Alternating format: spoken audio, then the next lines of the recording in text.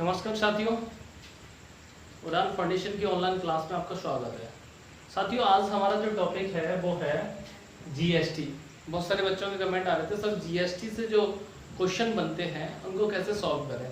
तो इस वीडियो में जीएसटी से बनने वाले जितने भी क्वेश्चन हैं उन सारे क्वेश्चनों को हम बहुत आसानी से हल कर पाएंगे। तो आप बस बने रहिए और एंड तक, वीडियो ज़्यादा लंबा नहीं होगा, छोटे वीडियो होगा, तो एंड तक बने रहिए और ध्यान दीजिए, ठीक है। जीएसटी को हम बिल्कुल जीएसटी की बारीकी से लेके, जीरो लेवल से लेके और अपर लेवल तक हम जीएसटी को समझने वाले हैं, तो ध्यान दीजिए, ठीक है। तो जीएसटी, पहले तो क्वेश्चन यही बनता है कि जीएसटी क्या होता है। तो जीएसटी बोला जाता है गुड्स एंड सर्विस टैक्स। तो गुड्स समझते हो, गुड्स बोला जाता है माल को, तो मैं लिख देता हूं यहाँ माल, ठीक है। और सर्विस होता है सेवा, यहाँ माल और सेवा कर, या माल को वस्तु भी बोल सकते हैं, तो यहाँ पे माल लिख लो या वस्तु लिख लो। तो आपको जो दिखाई देगा लिखा हुआ वो दिखाई देगा वस्तु और सेवा कर। जीएसटी क्या है? वस्तु और सेवा कर। अब जीएसटी से बनने वाला है, अब ये क्या है, यहाँ हमें समझ में आ गया होगा कि ये क्या है, कर। कर का मतलब टैक्स है। और जब टैक्स के बारे में बात कर रहे हैं तो एक चीज और आपको बताई गई होगी, जो टैक्स होता है ना, तो टैक्स कर होता है। और इसके बारे में, जीएसटी के बारे में जब इसको लागू किया तो एक चीज बताई गई कि एक देश एक कर। क्या बताई गई साहब, क्या है ये? एक देश और एक कर। तो यहां पे नारा दिया गया कि एक देश और एक कर, यानी कि एक देश का एक कर है। जितने भी कर, हम सभी को बताया गया कि जितने भी कर हैं सारे कर समाप्त करके केवल एक टैक्स देना होगा, वो होगा जीएसटी। तो लेकिन ये बिल्कुल सही नहीं है, हम समझे कि कहना क्या चाह रहे हैं लोग, ठीक है। तो ध्यान दीजिए कि जो टैक्स होते हैं ना, तो टैक्स होते हैं, there are two type of tax. जो कर होते हैं दो प्रकार के होते हैं। जो पहला होता है उसको बोलते हैं डायरेक्ट कर, और दूसरा होता है इसे बोलते हैं इनडायरेक्ट कर। दोनों चीजों को आसानी से समझ लो कि डायरेक्ट कर होते हैं, इन्हें बोलते हैं हिंदी में प्रत्यक्ष कर, और इनडायरेक्ट जो कर होता है उसे बोलते हैं अप्रत्यक्ष कर।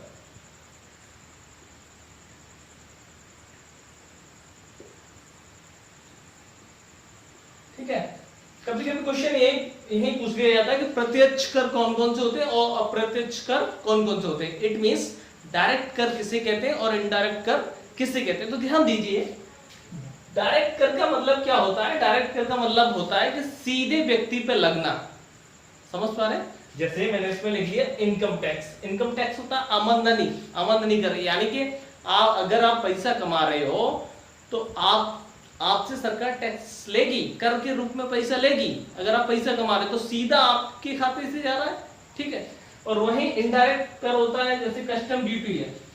कस्टम ड्यूटी लगी, ठीक है, कस्टम ड्यूटी लग गई, और कस्टम ड्यूटी जब लग गई तो वो कस्टम ड्यूटी वाला दूसरी जो वस्तु पे लग रही है तो वो जब ग्राहक को बेचेगा तो उस पे लगा देगा। तो ये इनडायरेक्ट लग रहा है, सीधे एक व्यक्ति पे नहीं लग रहा है। एक व्यक्ति पे लग रहा है लेकिन वो अपना जो कर है वो दूसरे पे ले पा रहा है, दूसरे पे निकाल रहा है, तो वो इनडायरेक्ट कर हो गया, ठीक है। एक्साइज ड्यूटी, सर्विस टैक्स और वैट, तो ये सारे जो कर हैं। अब यहाँ पे क्या हुआ, जो गुड्स एंड सर्विस टैक्स है, जीएसटी, इंपोर्टेंट काम क्या है कि जो जीएसटी है वो क्या है, एक इनडायरेक्ट टैक्स, इनडायरेक्ट टैक्स है, ठीक है। समझ गए? पहला क्वेश्चन तो यही है, जो जीएसटी है वो इनडायरेक्ट टैक्स है, यानी कि सरकार ने क्या किया, जो इनडायरेक्ट टैक्स जो थे टैक्स, इन सबको क्या कर दिया, खत्म कर दिया, और एक जो टैक्स है उसको लेके आए, ठीक है। अब इसको लेने का कारण क्या रहा था, इन सब चीजों को समझ लेते हैं, ठीक है। पहले तो इनका बेसिक चीजें क्या है, जो जीएसटी है वो किन पे, कहां और कैसे लगेगी। तो जीएसटी लगेगी क्या है उनको समझ लो, ठीक है। तो पहली जो शर्त है वो क्या है जीएसटी को लगने की, तो वही है कि ये सब क्या लगेगी, जिनका क्या है, जिनका बिजनेस 20 लाख से प्लस रहेगा, यानी कि जो भी जिनका भी बिजनेस है, जिनका भी व्यवसाय है वो 20 लाख से ज्यादा का हो रहा है 1 ईयर में, तो उसको जीएसटी देना पड़ेगा। ठीक है। दूसरा जो था वो ये था कि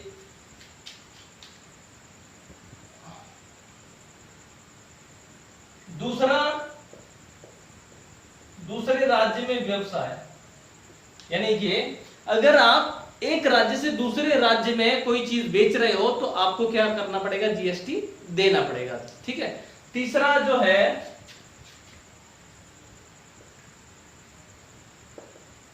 ऑनलाइन, इट मींस अगर आप कोई भी प्रोडक्ट ऑनलाइन खरीद रहे हैं, चाहे आप 50 रुपए खरीद रहे हो, वहां पर 20 लाख नहीं देखा जाएगा। चाहे आप 10 रुपए का खरीद रहे हो, चाहे आप 500 रुपए का खरीद रहे हो, कितने का भी खरीद रहे हो, अगर आप ऑनलाइन ट्रेडिंग कर रहे हो तो इट मींस आपको जीएसटी देना पड़ेगा। तो ये 3 ऐसी जगह हैं जहां पे आपको जीएसटी देना पड़ेगा। ठीक है। और पहला तो यही हो गया कि इसको क्या बोलते हैं, इनडायरेक्ट टैक्स बोलते हैं। अब इससे जीएसटी से क्या है कि कुछ इंपॉर्टेंट चीजें कि ये जीएसटी बना कैसे, क्या चीज है। ठीक है। तो अगर इसको देखें तो सबसे पहले क्वेश्चन यही आ जाएगा पहला कि सबसे पहले ये कहाँ हुआ, तो ये सबसे पहले जो जीएसटी लगा तो वो लगा फ्रांस में 1954। 1954 में सबसे पहले फ्रांस पहला देश था जिसने जीएसटी को लगाया, गुड्स एंड सर्विस टैक्स को लगाया। इट मींस इसने क्या किया, जितने भी इनडायरेक्ट टैक्स जो टैक्स से, उन सब टैक्सों को खत्म करके एक जीएसटी लगाया। मैं आपको बताऊंगा कि फायदा क्या रहा, कारण क्या था लगाने के लिए, पहले समझ लीजिए। ठीक है। तो दूसरा आ जाएगा कि अपने यहाँ जो जीएसटी लगाया वो कौन सा मॉडल लिया गया है, मॉडल कौन सा है, जो मॉडल है वो कौन सा है। तो हमारा आंसर हो जाएगा कनाडा मॉडल है। कौन सा मॉडल है, कनाडा मॉडल है। आगे बात करें तो जीएसटी लगाने के लिए एक समिति बनाई गई जिसने अध्ययन किया जीएसटी सही है या गलत है। तो वो समिति कौन सी थी, तो आंसर हो जाएगा हमारा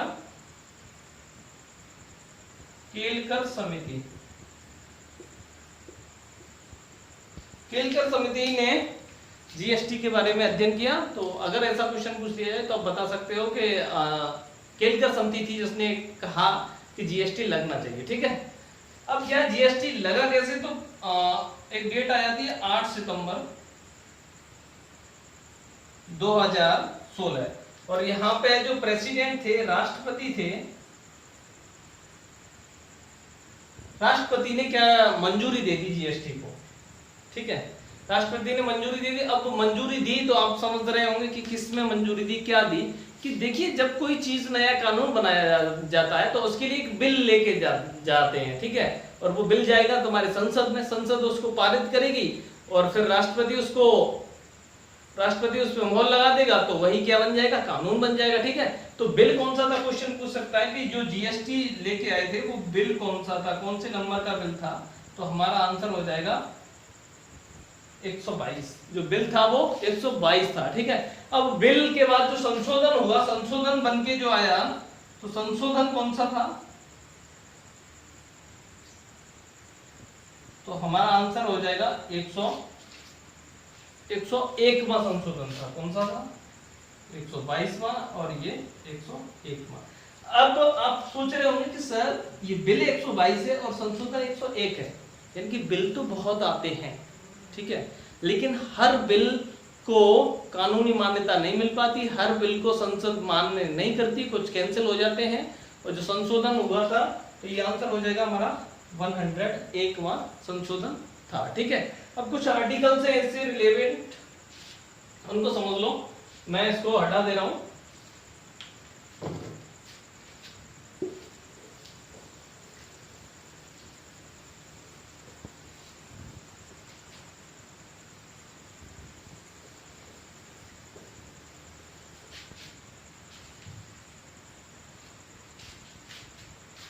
आर्टिकल देखिए, अनुच्छेद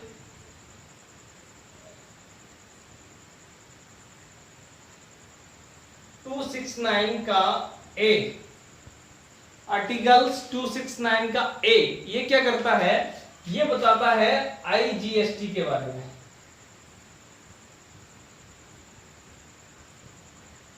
परेशान नहीं होने का, मैं सब चीजें बताऊंगा, केवल समझ लो। कभी पूछ ले कि कौन कौन से, पहले तो क्वेश्चन ये आ सकता है कि जो जीएसटी लागू हुआ है उसमें कौन कौन से अनुच्छेद में संशोधन किया गया। तो पहला संशोधन क्या हो जाएगा, अनुच्छेद 269 ए, और उसमें क्या लेके आए, आईजीएसटी, इंटीग्रेटेड जीएसटी, ठीक है। उसके बाद अनुच्छेद की बात करें,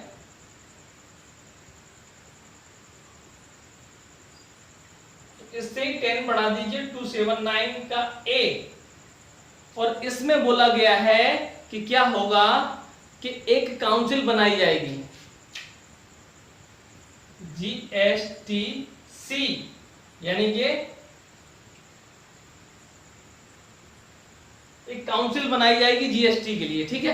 तो एक काउंसिल बनाई गई, और इस काउंसिल का जो अगर क्वेश्चन आए कि जो मुख्यालय है वो कहां है, तो हमारा आंसर हो जाएगा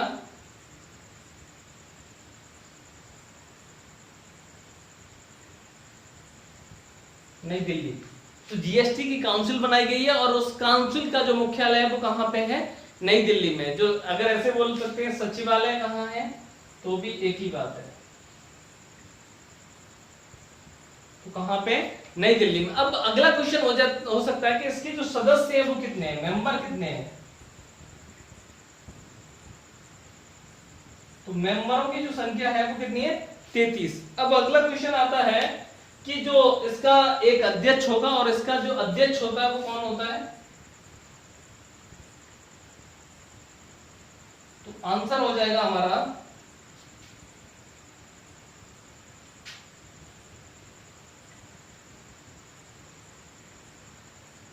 वित्त मंत्री। भारत का जो वित्त मंत्री होता है वो इसका अध्यक्ष होता है, ठीक है। तो एक सदस्य तो यही हो गया, 33 सदस्य काउंट करा दे रहा हूं मैं आपको, तो आपको समझ में आ जाएगा 33 सदस्य कौन कौन से। क्वेश्चन यही है कि जो जीएसटी के जो काउंसिल है उसमें सदस्यों की संख्या कितनी हो जाएगी, 33 हो जाएगी। इसका अध्यक्ष कौन होगा, कि जो भारत का जो वित्त मंत्री होता है वो इसका अध्यक्ष होगा। अभी वित्त मंत्री कौन है, तो आपका आंसर होना चाहिए निर्मला सीतारमण जी। तो अभी जीएसटी की जो काउंसिल है उसके अध्यक्ष कौन है, निर्मला सीतारमण जी, ठीक है। अब एक होता है इसका जो राज्य मंत्री होता है, तो एक सदस्य कौन हो गया, राज्य मंत्री हो गया। फिर क्या होता है, जो हमारे राज्यों के वित्त मंत्री होते हैं,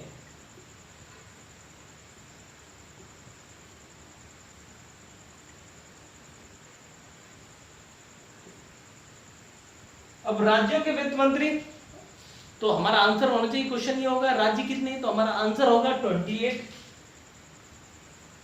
राज्यों की संख्या कितनी है, 28। तो 28 राज्यों के एक एक वित्त मंत्री, ठीक है।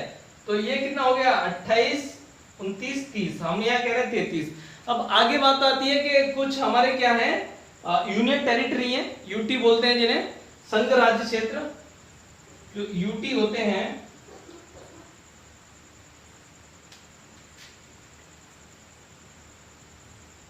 यूटी। और कौन से यूटी, यूनियन टेरिटरी कौन से, यानी कि अगर हिंदी में लिखे तो केंद्र शासित प्रदेश। अब आपको समझ में आ रहा हो, केंद्र शासित प्रदेश, और वो प्रदेश जिसमें क्या है, विधानसभा है। तो हमारे ऐसे प्रदेशों की संख्या कितनी है, विधानसभा, तो ये हो गए हमारे 3, ठीक है। तो ये जब हम इसको काउंट करेंगे तो हमारा हो जाएगा, जो संख्या हो जाएगी वो कितनी हो जाएगी, 33। तो इससे जो बनने वाले क्वेश्चन है वो सारे हमारे ऐसे करके हो जाएंगे, ठीक है। समझने का तो आपके समझ में आ गया होगा, ठीक है। तो मैं इसको अरेंज कर रहा हूं और आगे चलते हैं। एक एक चीज को ध्यान से देखिए और ध्यान दीजिए, जितने भी हमारे क्वेश्चन बनेंगे जीएसटी से, एक भी क्वेश्चन आपका यहां से बाहर नहीं जाता है।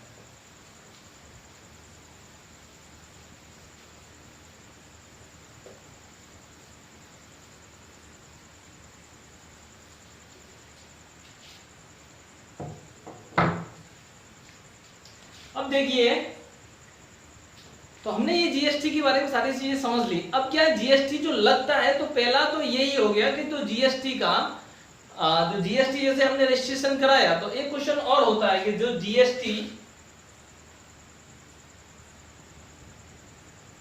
हमने लिया तो हमें क्या मिलेगा, एक आइडेंटिफिकेशन नंबर मिलता है। जैसे पैन नंबर होता है ऐसे ही एक आइडेंटिफिकेशन नंबर होता है। तो अगला जो क्वेश्चन है वो ये होता है कि जो जीएसटी का आइडेंटिफिकेशन नंबर होगा वो कितने डिजिट का होगा। तो हमारा आंसर हो जाएगा 15 डिजिट। जीएसटी का जो नंबर मिलेगा आपको, जीएसटी नंबर होता है जैसे आपने कहीं देखा होगा तो वो अपना जीएसटी नंबर लिखते हैं। तो जीएसटी नंबर कितने डिजिट का होता है, तो हमारा आंसर होना चाहिए सर 15 डिजिट का होता है। अगला जो क्वेश्चन है कि जीएसटी की जो स्लैब होती है वो कितनी है, तो जीएसटी की 5 स्लैब है। ठीक है, जीएसटी की कितनी स्लैब है, 5 स्लैब है। स्लैब का मतलब होता है कितनी दर। तो जो पहली स्लैब है वो हम बता सकते हैं, ये जो पहली स्लैब है वो है 0%, दूसरी जो स्लैब है वो 5%, तीसरी जो स्लैब है वो है 12%, चौथी जो स्लैब है वो है 18%, और जो पांचवी स्लैब है वो है आपकी 28%। तो ये 5 स्लैब है। 0% का मतलब है कुछ वस्तुएं ऐसी हैं जिन पे जो जीएसटी लगेगा वो कितना लगेगा, 0% लगेगा। इसीलिए कुछ लोग इसको 4 स्लैब बताते हैं। कुछ किताबें क्या बताएंगी कि जीएसटी की स्लैब कितनी होती है, 4 होती है, लेकिन ऑथेंटिक बुक क्या बोलेंगे कि जो स्लैब है वो कितनी है, 5 है। अगर 5 ऑप्शन में नहीं है तो आप 4 को टिक कर सकते हैं, लेकिन अगर दोनों है तो आप किसको लगाएंगे, 5 को लगाएंगे। तो 5 स्लैब है। ठीक है, तो जो 0 है, जैसे 0 है तो जैसे खाने की कुछ चीजें होती है, जैसे जस्ट लाइक हम बात करें मिल्क है, हमारा एग है, तो इसमें क्या है 0% है। ठीक है, यानी कि जो हमारे खाने की चीजें हैं, कुछ ऐसी चीजें हैं जिसको जो फार्मर्स होते हैं वो इनको उगाते हैं या बनाते हैं, प्रौद्योगिकी करते हैं, विनिर्माण करते हैं। तो इन पे क्या है, जो टैक्सेशन क्या होता है ना, तो मिल्क पे आपको जीएसटी देखने को मिलेगी, कोई भी मिल्क हो उस पर जीएसटी नहीं मिलेगी, और एग है, एग पे भी जीएसटी नहीं मिलेगी। जो 5% जैसे, और आगे बात करें 5%, तो 5% जो जीएसटी लगती है जस्ट लाइक आप शुगर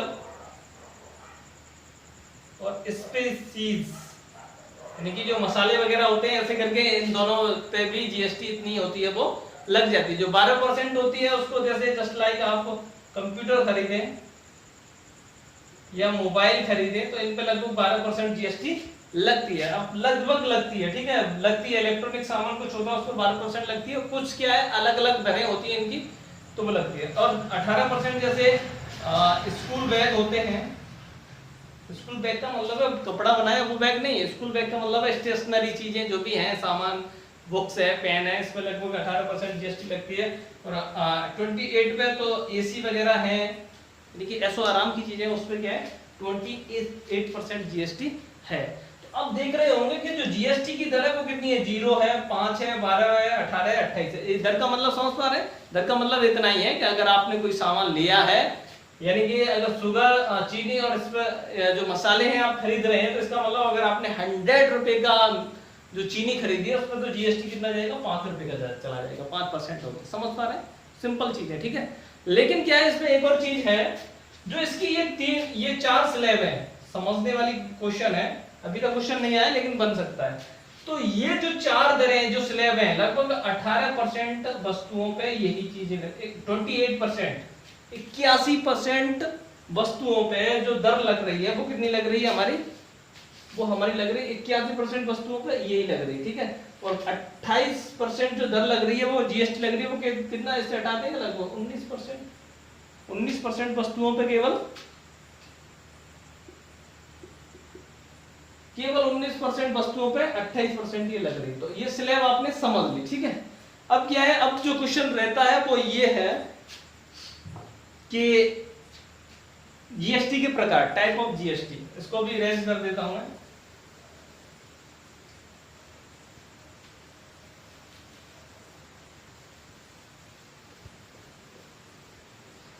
अब क्या है, जीएसटी के प्रकार, कितने प्रकार की जीएसटी होती है, और जीएसटी के मतलब जीएसटी को लगाने का कारण क्या था, क्या बेनिफिट होने वाला था। ठीक है, तो जीएसटी होती है,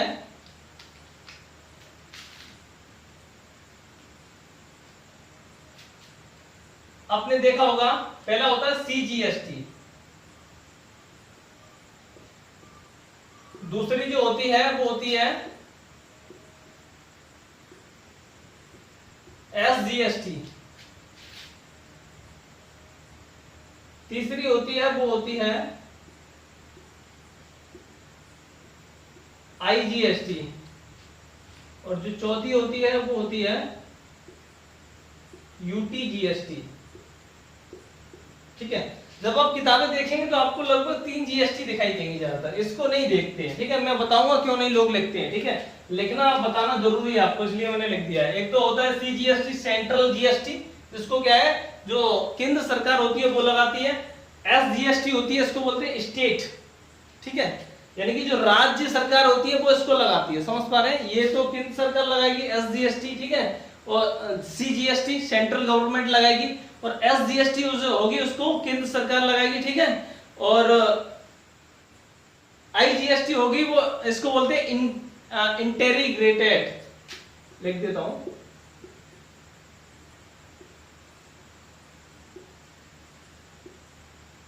इंटीग्रेटेड GST, और ये होता है यूनियन टेरिटरी।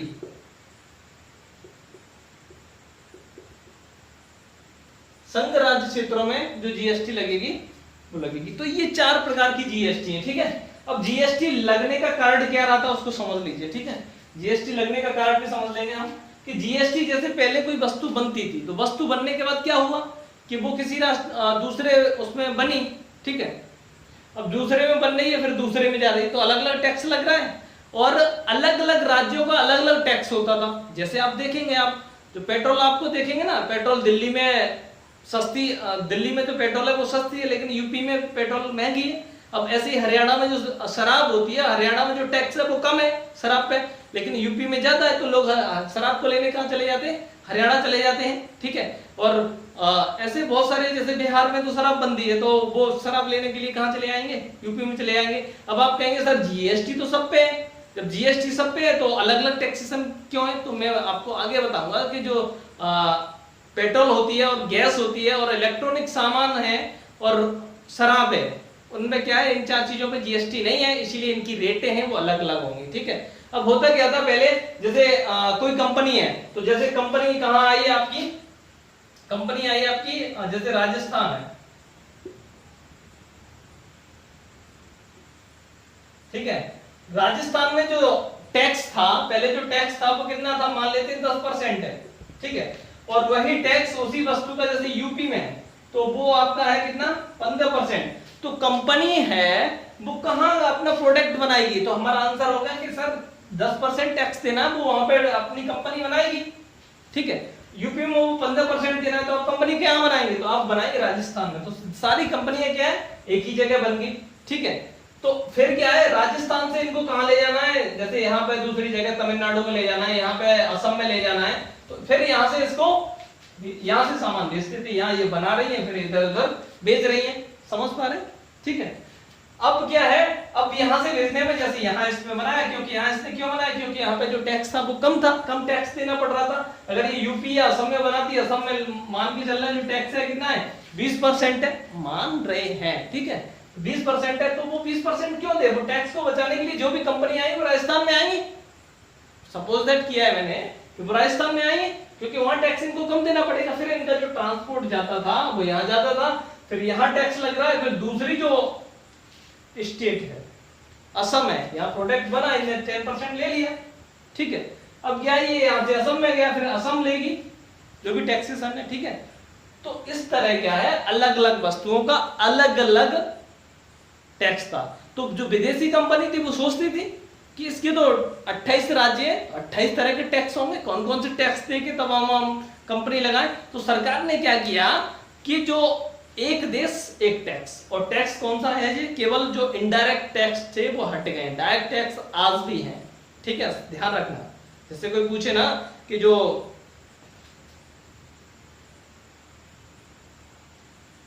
तुम्हारा प्रॉपर्टी पे जो टैक्स लग रहा है वो हटाए, नहीं हटाए, इनकम टैक्स हटाए, नहीं हटाए, आज भी है। GST क्या है, और GST किस पे लगता है, केवल बेचना और खरीदना। अगर कोई चीज हम बेच रहे हैं या खरीद रहे हैं तो उस पर क्या है, GST लगेगा। अब GST कोई वस्तु बेची जाती है, प्रोडक्ट होता है, जैसे ये मार्कर है, ये बन रहा है, ये बेचा जा रहा है, ये टी शर्ट है, ये बन रहा है, बेचा जा रहा है, ये बोर्ड है, वस्तु है, बन रही है, बेची जा रही है, कोई खरीद रहा है, कोई बेच रहा है, ठीक है। अब आपको समझना है सेवाएं क्या होती हैं। ये मार्कर तो क्या है, वस्तु है, लेकिन मैं आपसे जो पढ़ा रहा हूं ये क्या है, सेवा है। आप कटिंग कराने जाते हैं वो क्या है, सेवा है, ठीक है। आप हवाई जहाज जैसे खरीद रहे हैं तो वो वस्तु है, लेकिन हवाई जहाज से सफर कर रहे हैं वो क्या है, सेवा है। वस्तु वो होती है जिसमें आप पेमेंट पैसा देते हैं और उस पैसे का आपको क्या मिल जाता है, प्रोडक्ट मिल जाता है।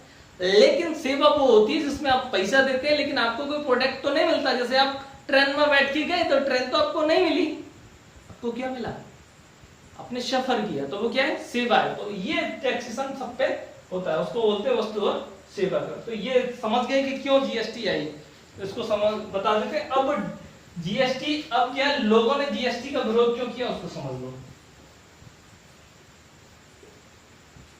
अब लोगों ने सोचा कि भाई जीएसटी आ गई, अब किसी ने क्या है, कंप्यूटर खरीद रहा है, कोई क्या खरीद रहा है,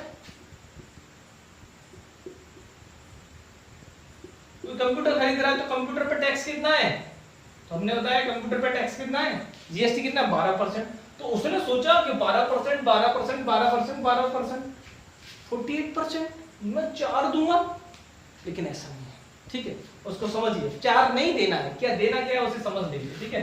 अब देखिए, अब मैं आपको एक एक चीज समझा देता हूं कैसे ये लगेगा, ठीक है। जैसे मैं मान के चल रहा हूं जो कंप्यूटर था वो बन रहा है आपका गुजरात में,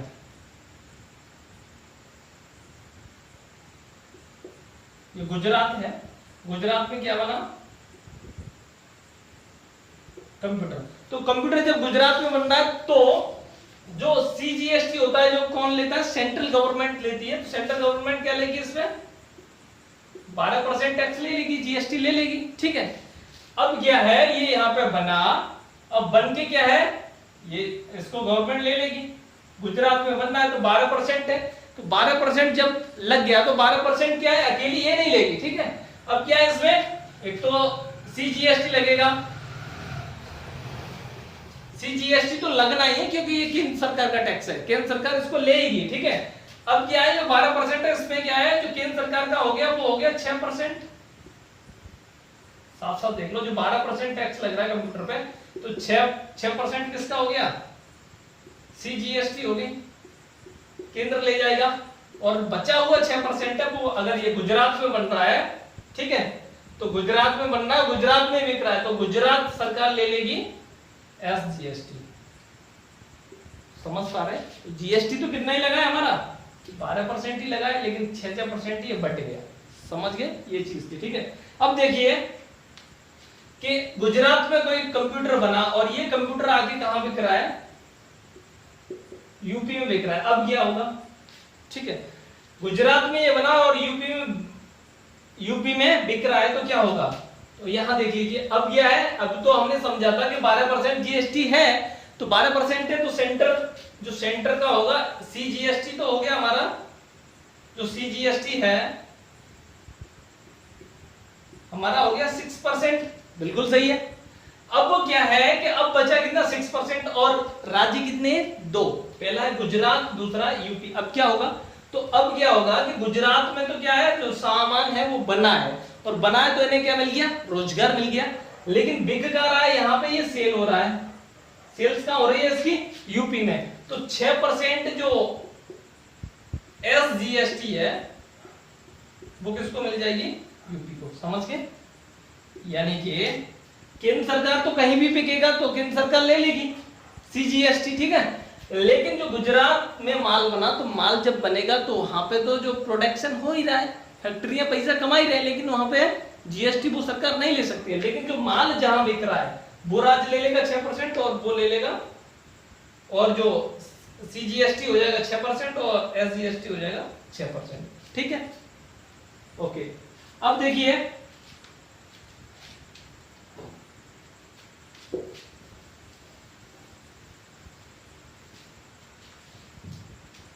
ठीक है, ये अलग अलग स्टेट का बता दिया, ये यही था। और ये क्या है, अब ऐसे ही एक और चीज है यहां पे समझ लीजिए।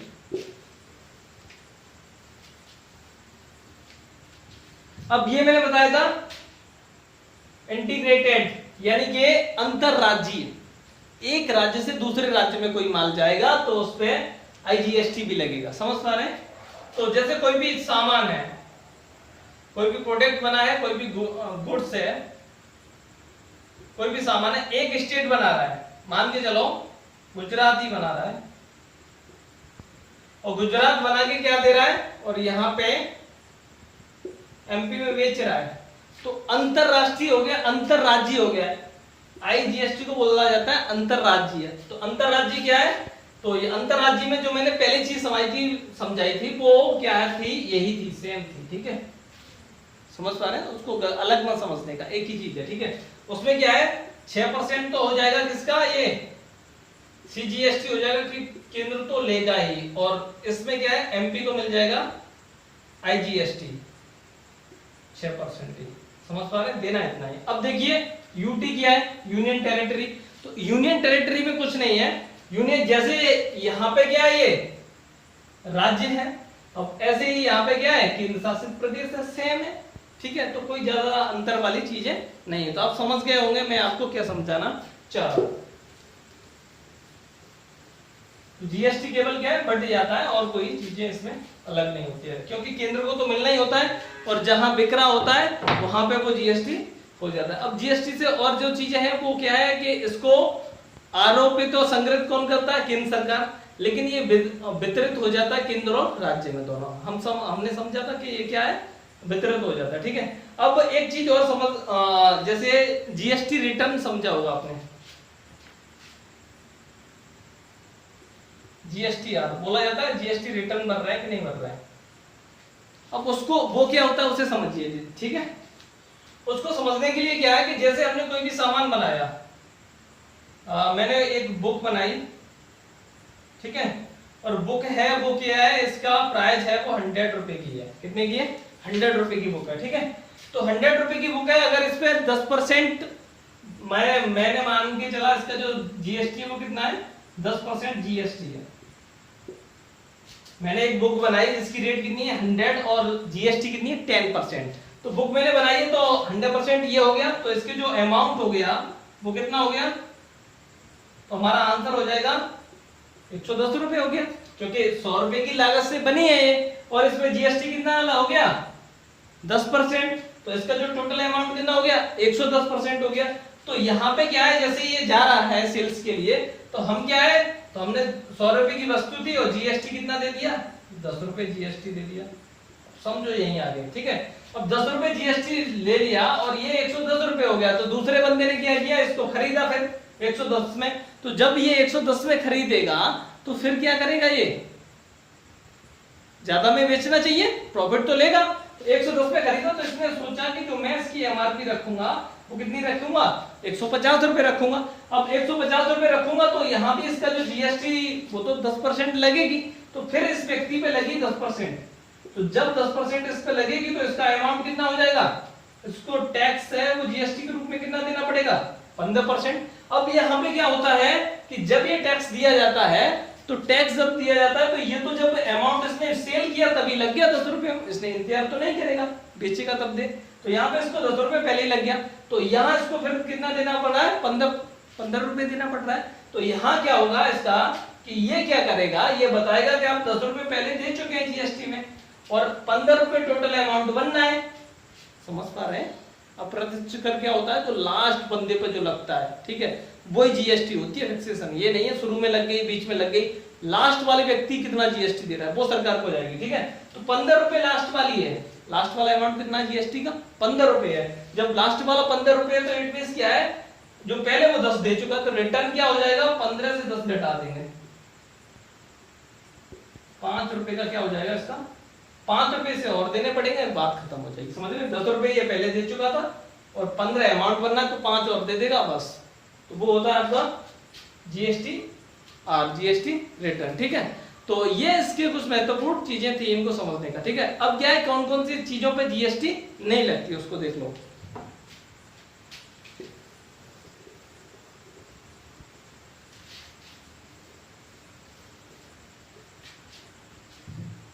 जीएसटी से जो बाहर है,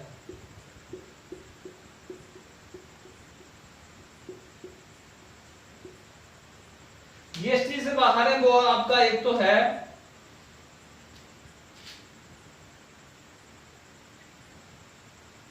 पेट्रोल नंबर 1, नंबर 2 है आपका जो गैस होती है गैस, नंबर 3 है आपका जो वाइन होती है शराब होती है वो शराब, ठीक है। और वाइन शराब, और इसमें एक और होता है उसको बोलते हैं जैसे इलेक्ट्रॉनिक सामान होते हैं, ठीक है।